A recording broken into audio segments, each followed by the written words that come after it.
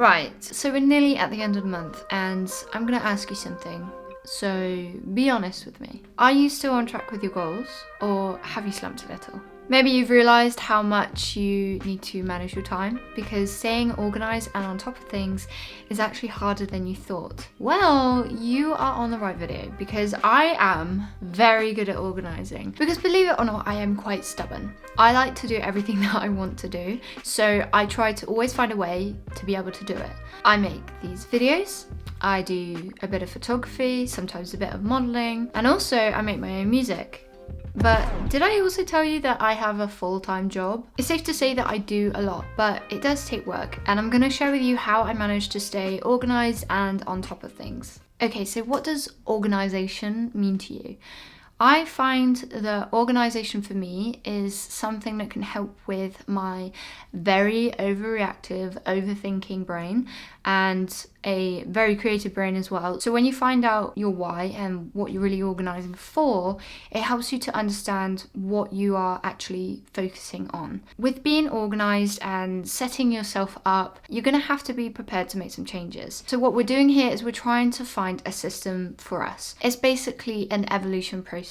So some of these are going to be obvious, I know, but they are fundamental to helping me stay organised. The first thing is diaries. Now, I don't use a paper diary. I used to use paper diaries a lot, but I also used to find that I would sometimes forget to put them in my bag, or I needed to buy one that would fit in my pocket because I am the type of person that doesn't often carry around bags.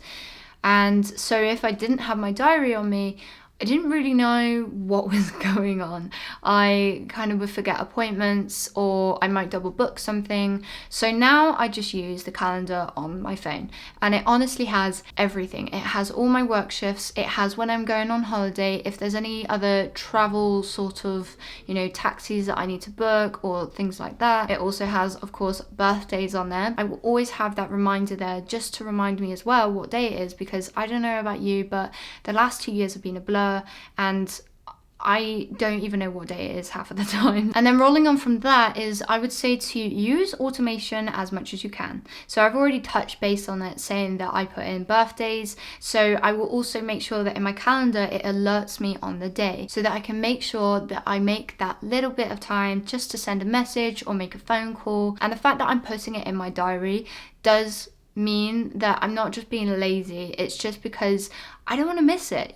Some days you can get caught up or things can get stressful and something that was really important can completely slip your mind. So I'm making sure that that doesn't happen, because at the end of the day, we are human, we make mistakes, and so I don't really want to make that mistake. So that's something that you just have to set up in your settings.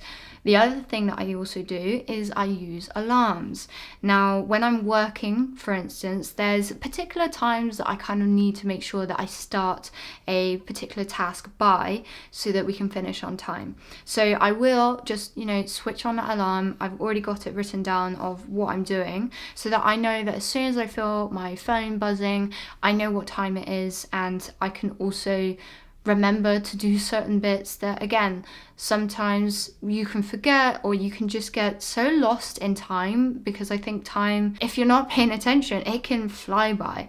And of course, timers, because when I'm cooking, sometimes I also like to try and do things in the meantime because I don't like waiting. I think you can probably tell I'm a little impatient, hence why I'm setting up all these timers and alarms and calendars so that I can also do something in the meantime. I've talked about it before and I'm not going to go into the whole depth because I did do a whole video on how I set it up, but I use Notion. I've still been using Notion. I absolutely love it. I don't think I'm going to stop using it at this point. Maybe I've just jinxed myself. What I used to find the problem with journaling was that I could never find a page that I wanted. I could have all these ideas and I'd write them down, but then when I needed to recall it, I could never find it because I didn't know in what book it was. I didn't know what page it would be. Maybe sometimes I also couldn't understand my own handwriting because that happens as well. So Notion gives me that digitalized way of finding everything, but also linking everything to where I need it to be, where I can click on things and it can send me straight to where I need to go. And that puts a lot of peace in my soul. That is exactly what I needed, because as I said before, I can get quite overwhelmed if I don't feel like I'm as organized as I feel like I need to be. So Notion has helped me to reduce that anxiety with that, as well as give me the clarity that I need to focus on the projects that I want to do. So again, it's all about setting up that system so that when then I want the information, I can just go, click on it, find it easily, done and dusted, and we're happy. Also in my Notion, I have my weekly to-dos. Now, the way that I do a to-do list, and I've said this before with my goals video, what I like to do is I actually like to set one big task, 2 medium tasks, and 3 very easy to do tasks. The things that are only going to take 10 minutes, even though you probably would spend an hour deciding whether or not to do them, those kind of tasks. What I don't do is I don't overwhelm my to-do list, because I am very terrible at identifying how long a process is actually going to take me. Sometimes I get a really good take, another day I get a bad take, so I need to redo that take. So I'm not gonna give myself all these to-dos, because if you get to the end of the day and you've still got this massive list, it's going to make you feel shit. If you don't achieve all of those things, you're gonna feel like you're rubbish, you're gonna feel like you are not very good at achieving things, that you might be lazy because you're thinking, yeah, but surely I could have got all this done. And as you can see, we go down a spiral very quickly. So we don't want to do that. And for me, given that I sometimes am an overthinker, again, this is what I'm not going to do, because I know and I remember to protect myself. So we want to be sensible about this, and we want to be practical. And then if you achieve all of those things, then of course you can add one more thing and then another. So you actually find that you'll be more productive than what you would have been if you just wrote a big fat to-do list and then you maybe only got a third way through. Another thing that I recommend as well, which you probably have heard of, is the Pomodoro Technique.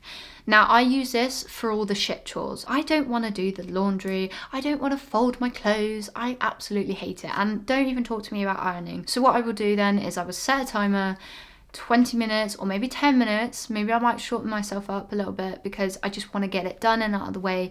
And believe it or not, when you set that timer, speed, we go into hyper speed, we get it done, we feel more achieved, and you never have to think about it again. You're not going to waste the hour that you spend thinking, oh my God, I don't want to do it. Do I have to do it? We've all been there. Get all the shitty, boring little tasks out of the way so that you can actually do the fun stuff. Stop wasting time. Be conscious of those distractions as well, because I know that sometimes we can tidy our room and then we come across something we haven't seen for ages and then we get all sentimental, and then by the end of it you've lost an hour because you've got yourself caught up in the nostalgia net. You want to give yourself a little bit of healthy pressure to get the jobs that you don't want to do done. So as I said before, these are not going to come as a big surprise, but honestly, this is how I organize my life. It's using Notion, it's using the alarms, it's making use of the calendar. By really utilizing them, they can make your life so much easier. And to me, that's what organization is. It's all about making things easier and, of course, as I said before, not having as much anxiety that I didn't even need to have in the first place. Setting up these systems, it means that I can stay on top of things. I have a sense of actually going forward with things as well.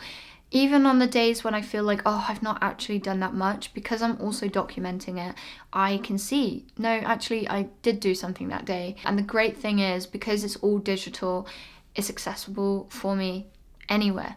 And that's what I really ultimately wanted to do. I wanted to create a system where I'm not having to carry 6 different notebooks. So the main things to take away from this is to, number 1, set up a system that is going to work for you. So make sure that you are reviewing this system as well. 2 is to automate as much as you can. So use your phone, use your computer, use your tablet, whatever you've got, then use that. And then number 3, any shit tasks, Pomodoro Technique. That is the way to go. Anyway, guys, that's it for today's video. I really hope it was interesting for you. Is there any techniques that you actually do that maybe might be useful for someone else? If there is, then drop it down in the comments below. I hope that you liked this video. If you did, give it a thumbs up and make sure that you hit that subscribe button, because I'm sure that you'll enjoy the content that I've got coming out soon. Anyway, guys, that's it from me now, and hopefully I will see you on the next video. Ciao for now.